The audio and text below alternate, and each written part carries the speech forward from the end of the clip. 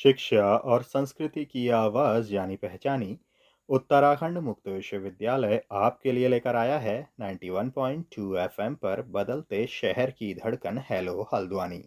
Hello Haldwani एक सामुदायिक radio है जिसे 91.2 मेगाहर्ट्ज की फ्रीक्वेंसी पर आपके लिए लेकर आता है उत्तराखंड मुक्त विश्वविद्यालय। इस रेडियो पर हम समुदाय और समाज की जागरूकता और उनसे जुड़े हुए मुद्दों के बारे में बात करते हैं। तो वहीं विश्वविद्यालय से जुड़े हुए विद्यार्थियों की जानकारी के लिए भी कई तरह के कार्यक्रम हम इस रेडियो पर लेकर आते रहते हैं। और दोस्तों, जैसा कि आप सभी जानते हैं कि 2 अक्टूबर को हम राष्ट्रपिता महात्मा गांधी और पूर्व प्रधानमंत्री लाल बहादुर शास्त्री जी की जयंती मनाते हैं। तो जहां गांधी जयंती की बात हो, गांधी जी की बात हो, तो वहां खादी की बात ना हो, ऐसा तो हो ही नहीं सकता।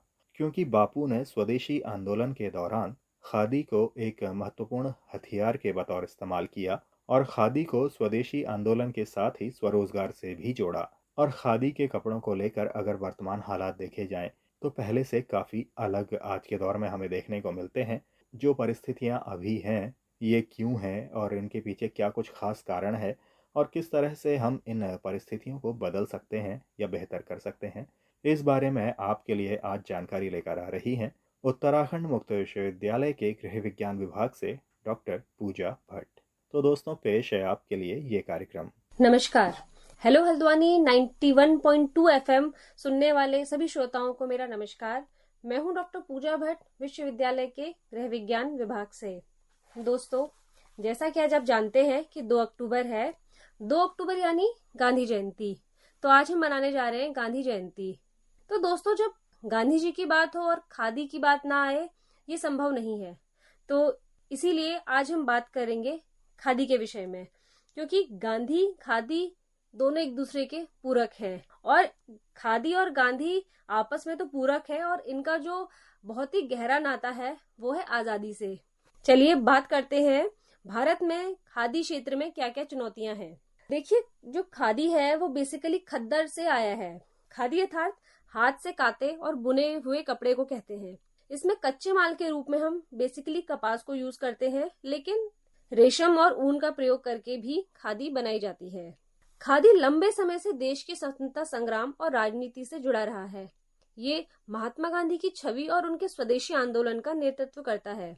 भारतीयों के लिए खादी सिर्फ एक कपड़े का टुकड़ा नहीं है, ये हर भारतीय की भावनाओं को व्यक्त करता है।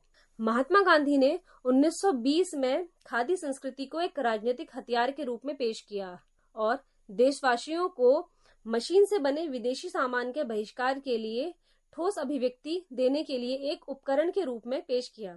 खादी में न केवल देशभक्ति का सार था, बल्कि देश के ग्रामीण कार्यबल को रोजगार देने के लिए एक दूरदृष्टि भी थी। खादी क्षेत्र को पुनर्जीवित करने के लिए केंद्र और राज्य सरकारें प्रयास तो कर रही हैं, लेकिन खादी की पकड़ में सुधार करने में इसकी अक्षमता ने देश भर के श्रमिकों और उत्साही लोगों में व्यापक असंतोष पैदा कर दिया है। जानते हैं वो कौन से रीजन है जिस वजह से भारत में जो खादी है उसे चुनौतियों का सामना करना पड़ रहा है। सबसे पहले जो इसमें आता है कारण, वो है आपूर्ति और मांग में असंगति। खादी को सरकार द्वारा बड़े पैमाने पर पुनर्निर्मित करने के लिए कार्य किए जा रहे हैं। व्यापक रूप से इस ओर बढ़ावा भी दिया जा रहा है। 2016 में भारतीय रेलवे और एयर इंडिया को ट्रेनों और हवाई जहाजों में खादी का उपयोग करने के लिए प्रोत्साहित किया गया। इसके अलावा 2019 में 1 मिलियन से अधिक अर्धसैनिक कर्मियों के लिए भी खादी की वर्दी की घोषणा की गई। इसके अलावा सरकार बहुत सारी ऐसी स्कीम लॉन्च कर रही है जिसके अंतर्गत युवाओं में मेड इन इंडिया उत्पादों के प्रति उत्सुकता विकसित हुई है। लेकिन खादी का उत्पादन बढ़ाना बहुत ही चुनौतीपूर्ण है, क्योंकि होता क्या है, जो पारंपरिक कताई होती है वो हाथ द्वारा की जाती है और ये बहुत ही स्लो होता है, क्योंकि इसकी जो उत्पादन क्षमता है वो सीमित है।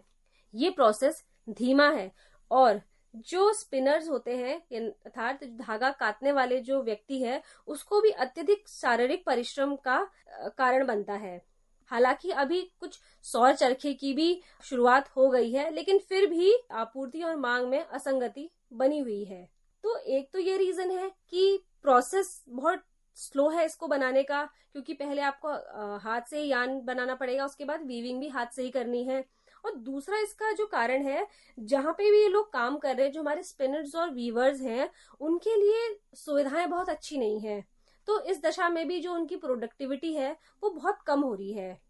अगला एक और रीजन है, जो श्रमिक हैं वो मांग को पूरा नहीं कर पा रहे हैं। उसका कारण ये है कि जो अधिकांश जो कार्यबल है वो महिलाएं हैं। तो महिलाएं क्या करती हैं, पहले वो अपने घर के जो दैनिक कार्य हैं वो निपटाती हैं, उसके बाद इस काम में इन्वॉल्व होती हैं। तो इस तरीके से वो पूरा दिन अपना इस कार्य के लिए नहीं देती हैं, हालांकि वो दे भी नहीं सकती हैं। तो ये भी यहाँ पे भी एक लैग क्रिएट होता है मांग और आपूर्ति के बीच में। तो ये भी एक बहुत ही बड़ा कारण है कि मांग और आपूर्ति में जो असंगति है वो इसलिए भी आ रही है। हालांकि सरकार की लाख कोशिशों के बाद भी जो इस क्षेत्र में जितने भी लोग कार्य कर रहे हैं, खासकर जो श्रमिक हैं, उनको कोई बहुत ज्यादा फायदा नहीं हो रहा है। उनकी जो हालत है वो बहुत ही दयनीय स्थिति इनकी हो चुकी है। 2019 में इंडियन एक्सप्रेस की एक रिपोर्ट खादी बुनकरों की दुर्दशा के बारे में बताती है, जहां वो बताती है कि खादी श्रमिकों के बच्चे दैनिक मजदूरी करने के लिए मजबूर हैं, क्योंकि उनके जो माता पिता हैं वो पूरा दिन में सिर्फ आधा मीटर साड़ी ही बन पाते हैं, और जिसके लिए उनको मुश्किल से 100 रुपए मिलता है। तो नतीजन अगली पीढ़ी के बुनकरों और काटने वालों का पलायन खादी उत्पादन के भविष्य के लिए एक और बड़ी चुनौती है। तो ये स्थिति कड़ी मेहनत के लिए कम वेतन, अनिश्चितता और एक कठिन जीवन की ओर ले जाने वाली सिचुएशन की वजह से उत्पन्न हो रही है। तो इसलिए आपूर्ति और मांग में अनियमितता सबसे बड़ी चुनौती है खादी क्षेत्र में। अगला जो फैक्टर है वो है लोगों में इसके प्रति जागरूकता की कमी। लोगों को असली खादी की एक तो पहचान नहीं है, और उन्हें इस बारे में ये भी नॉलेज नहीं है कि जो खादी है वो स्वरोजगार का भी साधन बन सकता है। क्योंकि खादी में हाथ की कताई और बुनाई है, तो इसे कोई भी व्यक्ति सीख के इस दिशा में स्वरोजगार की ओर बढ़ सकता है। लेकिन लोगों को इस बारे में बहुत ज्यादा जानकारी नहीं है, तो इस ओर वो कदम नहीं बढ़ा पा रहे हैं। और दूसरा क्या हो रहा है कि जो आम जनता है उसको भी इसके बारे में समझ नहीं है। तो वो भी जो आम जनता है वो भी बाजार में खादी के नाम पे जो कपड़े मिल रहे हैं वो उन्हीं को खादी समझ ले रही है। तो ये भी एक तरीके से आप समझ सकते हैं कि एक चुनौती ही है खादी क्षेत्र में। तो लोगों के लिए ये बहुत जरूरी है कि वो इस ओर अपनी जागरूकता बढ़ाएं कि असल में खादी क्या है और उसके क्या क्या प्रोस्पेक्ट्स हैं खादी के, और खादी में क्या क्या ऐसी संभावनाएं हैं जिनसे वो रोजगार भी प्राप्त कर सकते हैं। इसलिए बहुत जरूरी हो गया है कि जो यूथ है बेसिकली उनको इस दिशा में कदम बढ़ाना जरूरी हो गया है। उन्हें जानना होगा कि असल में खादी क्या है, उसके प्रोस्पेक्ट्स क्या है और क्या क्या इसमें संभावनाएं हैं। तो जिससे क्या होगा, जब लोग जागरूक होंगे तो इस क्षेत्र की जो चुनौतियां हैं वो बहुत हद तक कम होंगी।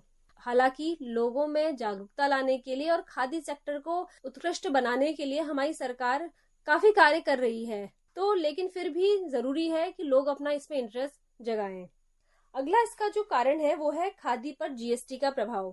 पहले से इस पर जो खादी उद्योग है उस पर किसी प्रकार का कोई जीएसटी नहीं लगता था, लेकिन अब क्या है, खादी के उत्पादों पर भी जीएसटी लगने लगा है।